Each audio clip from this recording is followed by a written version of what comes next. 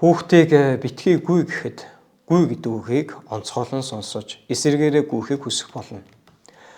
Учир нь хүн сөрөг тушаалыг сонсоход эхлээд яг тэр үйлдэлийг төсөөлж дараа нь хориглож байгааг нь ойлгодог.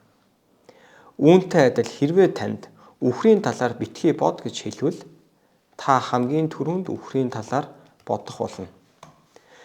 Тиймээс хориглохын оронд эерэг байдлаар чиглүүлж хэлэх нь илүү үр дүнтэй. Жишээ нь битгий гүй гэж хэлхийн оронд алхаад яваарай, битгий орил гэж хэлхийн оронд намуухан яриарай гэж хэлвэл хүүхэд тань зөв ойлгож зөв үйлдэлийг хийх болно. Хүүхдийн яагаад гэдэг асуулт нь тэдний танин мэдхийн хүсэл, сониуч зангийн илэрэл юм. Ихэнх тохиолдолд эцэг эхчүүд эсвэл насанд хүрэгчид үүнд нь залхах, уурлах хандлагатай байдаг. Гэвч хүүхэд дахин асууж байгаа нь таны өгсөн хариулт хангалтгүй.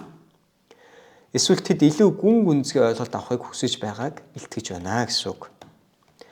Тиймээс уурлахын оронд яг ямар мэдээлэл авахыг хүсэж байгааг нь ойлгохыг хичээж тэдний сонирхлыг нь татах үед хариулт өгөх нь чухал юм.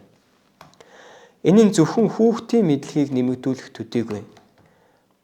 Тантай харилцах, итгэх харилцааг нь илүү бат бөх болгох гайхалтай боломж юм.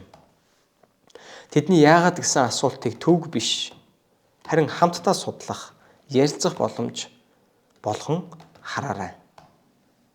Аз жаргалтай гэр бүлийг танд хүсье.